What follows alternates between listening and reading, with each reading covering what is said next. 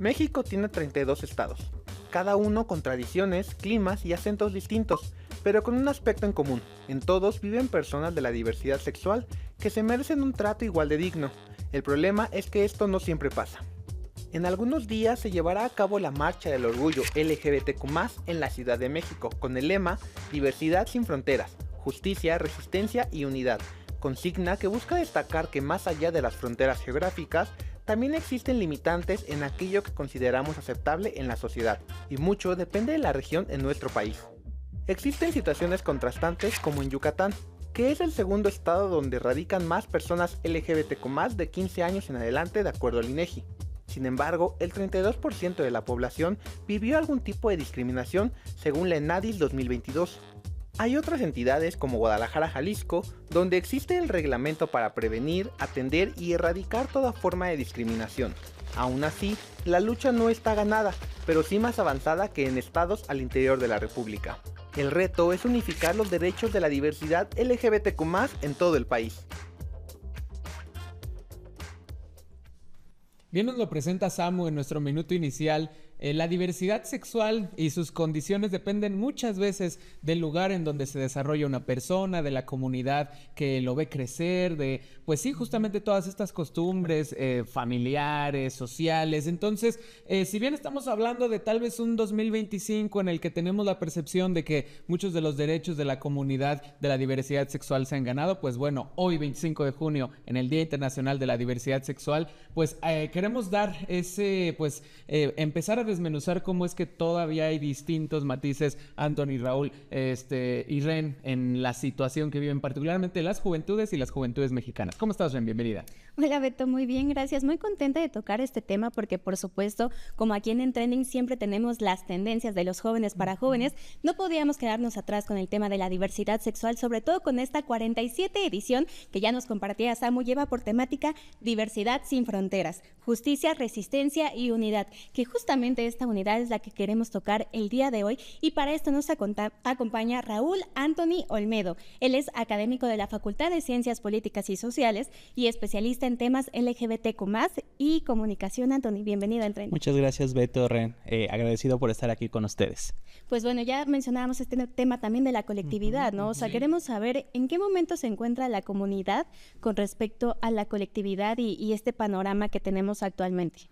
Pues me parece fundamental que hay que iniciar hablando de que esta comunidad tiene ciertas particularidades, ¿no? Y una de ellas es su diversidad, porque todos los grupos que están ahí conformados pues tienen ciertas variantes y diferencias sustanciales. Entonces, como en algunos otros casos hemos dicho, al hablar de comunidad LGBT vamos a entender tres grandes palabras: diversidad, ¿no?, diferencia y disidencia, ¿no? Esas tres D de la comunidad creo que nos muestran esa singularidad que tenemos como comunidad, y a mí me parece importante destacar que en términos generales la comunidad LGBT mexicana y en general a nivel mundial está en un proceso constante de expansión. Cada vez conocemos más formas de nombrar a estas comunidades. Por ejemplo, no está a veces, vamos a decirlo así, irónica frase o tendencia a decir de que, pues bueno, casi parece el abecedario, ¿no? Pero que ahí tenemos a grandes comunidades que se van construyendo y reconociendo, que es algo que a veces no tenemos en consideración, y que eso es parte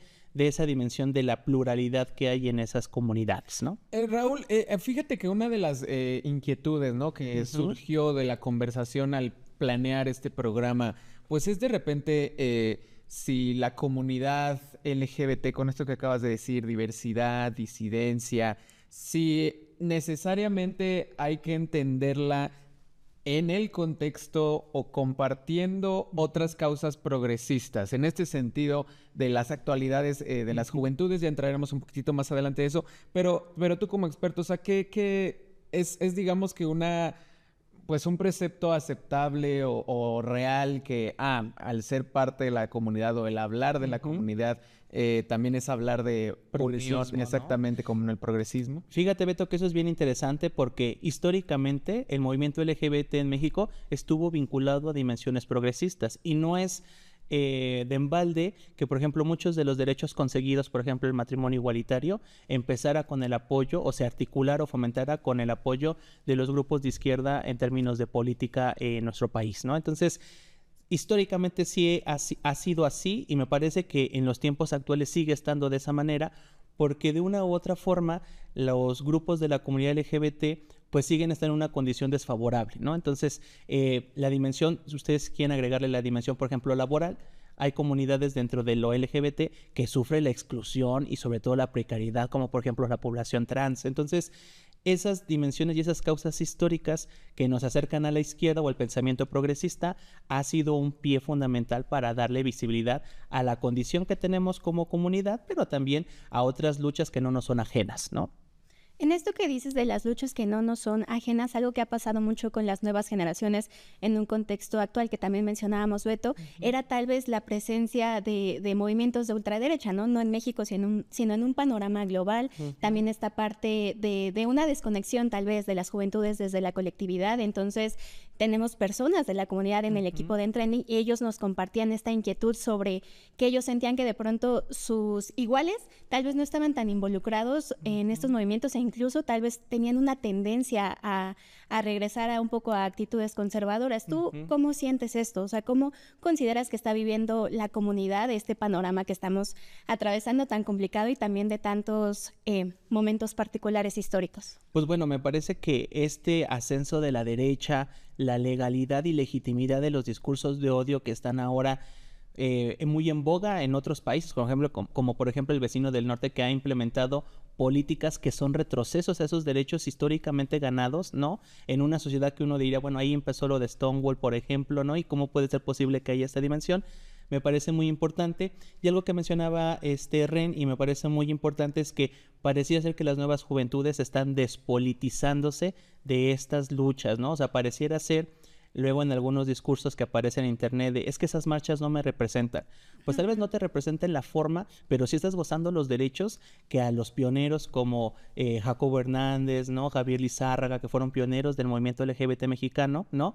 Que les costó, o sea, ellos no era así como de voy a salir, o sea, salgo en esa parte de visibilidad, y esa lucha que hemos ganado e hemos avanzando, pareciera ser que hoy se pierde en estas dinámicas mucho como de la distancia, ¿no? Esa distancia que las juventudes están entrando, y que muchos de los problemas que tenemos ahora en el colectivo LGBT es mucho esta parte de quiénes van a ser los herederos del movimiento si los mismos jóvenes no están interesados en reconocer esa historia. Y es ahí por la que acciones como esta de hablar de estos temas, de las actividades que hace la UNAM, particularmente en este mes, y otras instituciones, pues tienen la finalidad de reconocer que lo que tenemos hoy no ha sido ni otorgado de manera gratuita, y que ha sido a punta de esfuerzos, consignas, sangre, lágrimas y pues también de alegría, ¿no? Y con esto que mencionabas, Anthony, por ejemplo, que las juventudes están tal vez despolitizándose, ¿no? Es algo que hemos hablado, Ren, muchísimo en Entrending. Tuvimos nuestro Entrending electoral el año pasado, y de todos modos,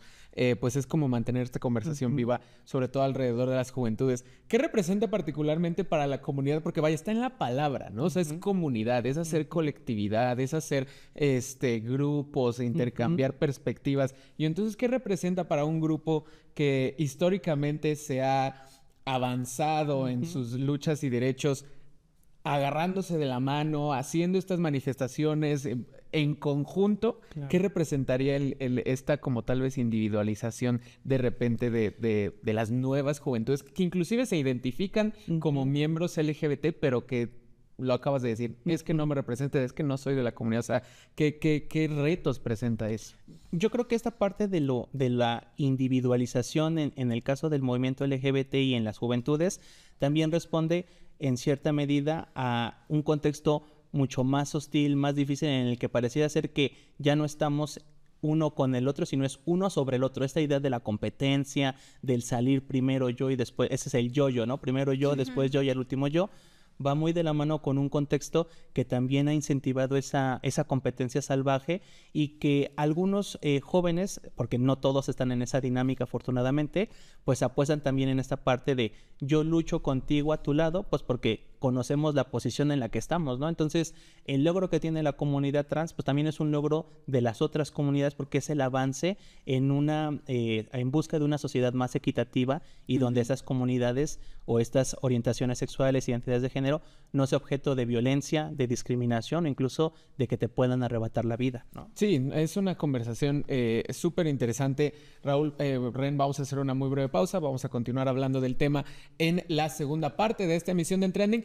Antes de ir a la pausa, sin embargo, queremos hacerles la invitación porque el equipo de las Pumas femenil aquí del Club Universidad Nacional está buscando un nuevo diseño de botarga, el definitivo para el equipo, insisto, de fútbol femenil. Y entonces la convocatoria está abierta para todos ustedes que nos estén viendo, para toda la gente que quiera participar en el diseño de la nueva Puma. Ustedes pueden encontrar toda la información en pumas.mx, en la página web del equipo. Y ojo, no solo es que si llegaran a ser la persona ganadora de este diseño, pues se llevan ese honor, ¿no? También hay un premio económico de 50,000 pesos para la persona, el diseño ganador de la botarga de las Pumas femenil. Así que nosotros los invitamos a que participen. Ya lo saben, la información en pumas.mx hasta el 30 de junio. Así que tienen que apurarse. Nosotros volvemos aquí en Trending hablando sobre la diversidad sexual.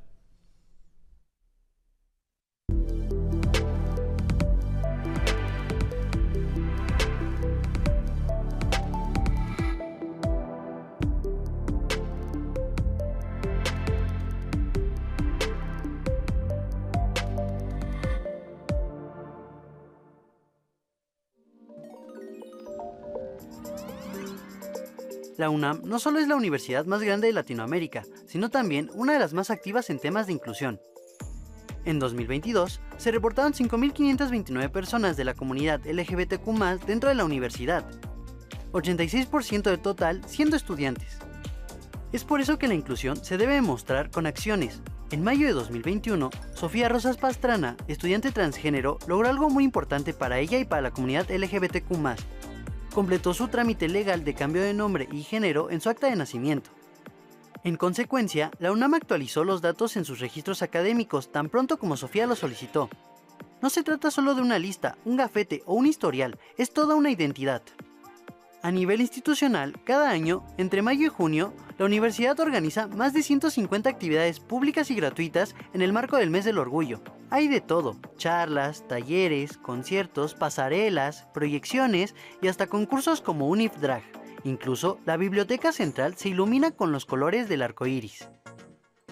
Adicionalmente, desde 2020, la Coordinación para la Igualdad de Género impulsa el programa de diversidades y disidencias sexogenéricas, con el cual se levantó una consulta entre estudiantes para conocer las experiencias de discriminación y desigualdad en los planteles.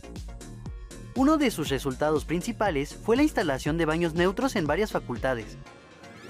Con campañas de inclusión que adornan desde pumabuses hasta perfiles de redes sociales, la máxima casa de estudios no se queda en el discurso y nos recuerda que cuando una universidad escucha, acompaña y reconoce, se convierte en un verdadero espacio de libertad, porque todas las personas tienen derecho a vivir su identidad, sin explicaciones, sin filtros y sin miedo.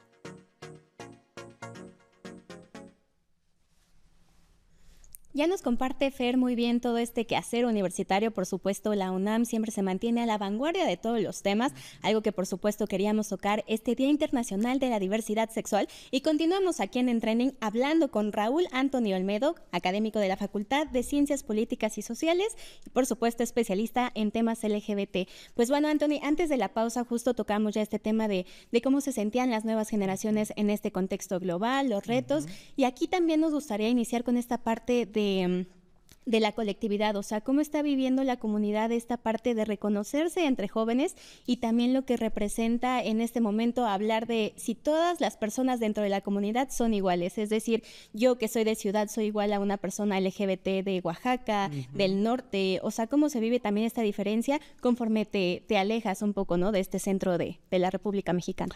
Mira, Ren, eso me parece muy interesante porque yo creo que más hablar de a lo mejor una potencial desconexión, yo hablaría de una potencial reconexión. Estamos como movimiento entrando a otros ámbitos de relación a nivel internacional. Los colectivos de nuestro país se vinculan ahora con Internet, con las alianzas interinstitucionales, con otras organizaciones en otros países, en otras realidades, compartiendo saberes, dialogando para saber cómo afrontar los retos.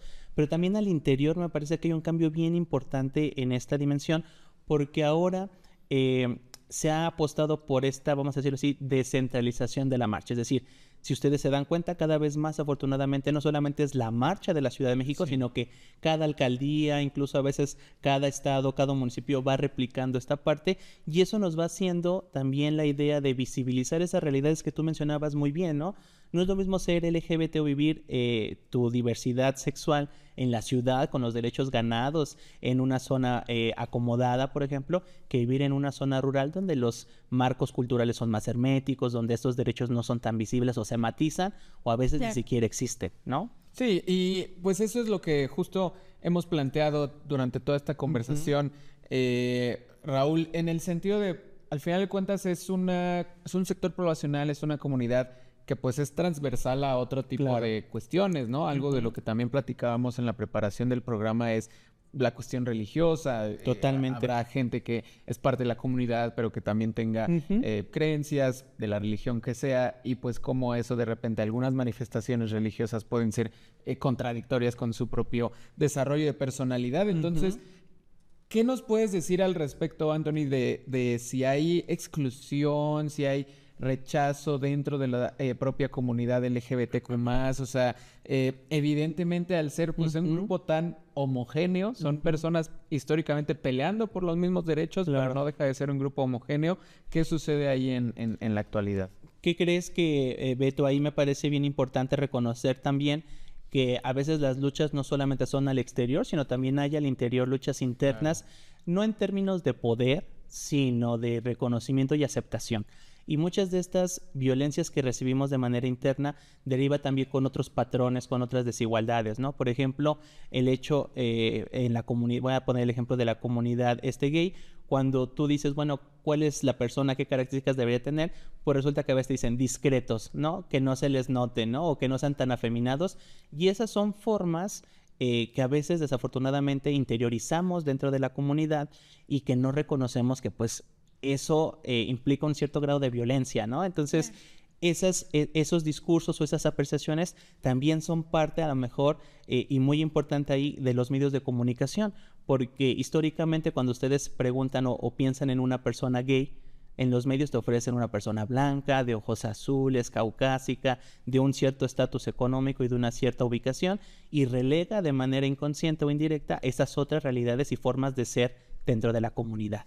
Ya mencionas una palabra que se me hace muy importante, que es el discurso, ¿no? O sea, la manera en que a la comunidad es presentada como en los medios de comunicación. En este sentido, también nos gustaría abordar el tema, por ejemplo, de las marcas, ¿no? O sea, de pronto, algo que nos compartían como una inquietud es que el día de la marcha se había vuelto todo colores y todo es felicidad y todos somos muy felices, cuando la realidad es que también existen muchas problemáticas y violencias que atraviesan el movimiento. Entonces, aquí nos gustaría preguntarte, ¿hacia dónde estaríamos abriendo la conversación? Es decir, ¿qué más nos falta por tocar también en este día para que no sea solamente de colores y de fiesta, que si bien es una celebración a la diversidad, también requiere muchos otros temas que abarcar, que de pronto sentimos que los medios de comunicación, las marcas, etcétera, se pueden aprovechar de ellos?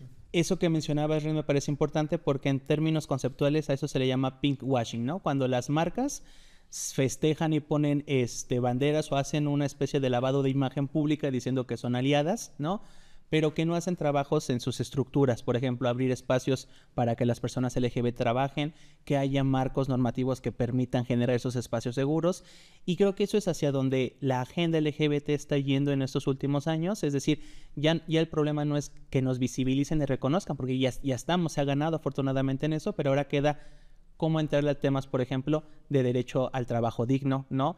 El derecho a no ser utilizado como una especie de marca, ¿no? De que aparezcan productos de edición limitada con la finalidad, pareciera ser hoy, que una persona LGBT lo es por las mercancías que consume y no por lo que es como persona, ¿no? Entonces, la agenda va abierta en esa dinámica, y aprovecharé nada más para unos minutitos ahí en esa parte de los medios, porque es un área en la que me he especializado en los últimos años, que tiene que ir con esta parte de la justicia mediática. Hoy no nos interesa tanto o no es tan relevante el si nos representan en las narrativas o no, porque es un hecho. El problema es cómo nos representan en esa parte, ¿no? Entonces ahí ese es un tema que creo que va impulsándose, sobre todo en las nuevas generaciones, que hoy demandan historias donde no tengan finales trágicos, por ejemplo, ¿no? Y donde piensen en estas representaciones, donde se muestren estas realidades más ad hoc a nuestros contextos. Y fíjate que fue algo que también platicamos en la preparación, Ren, en esta situación de... definitivamente la situación es diferente hace... pues el tiempo que quieras, ¿no? Sea 40, 30, 20 años. Pero entonces, ¿qué es lo que seguiría? Y por ejemplo, yo quitaría la pregunta, Anthony, de cuál es el termómetro, ¿no? De repente uno ve en redes sociales y pensamos, es que México es un país muy conservador, es que México es un país con una afinidad católica y eso a su vez representa pues muchas complicaciones para distintos sectores poblacionales, pero ahorita, hace rato lo mencionaste, ¿no? Tenemos Estados Unidos, un Estados Unidos que sigilosamente va reviviendo limitantes a la comunidad trans, por ejemplo. Tenemos estados allá en la Unión Americana donde el aborto no es legal. Exacto. Lo comparamos con nuestro país. O sea, ¿cuál es el termómetro de la situación en nuestro país? Y si es cierto que es demasiado conservador, si realmente hay un avance progresista notable y que hay que señalar. Porque pues sí, definitivamente de ahí luego parten muchas de las conversaciones que terminan siendo como muy divisivas, ¿no? Entonces, ¿qué nos dirías? Qué interesante eso, Beto, porque yo a mis estudiantes siempre les digo que a veces podríamos estar mejor, pero no estamos peor, ¿no? Porque si nos ponemos a ver, bueno, uno diría, bueno, a México tenemos tal y cual razón, pero pues no estamos, por ejemplo, como en otras regiones como el Medio Oriente, donde esto pues implica la muerte, ¿no? Y una muerte legal, o sea, que hay una posibilidad de que te ejecuten por esa dimensión.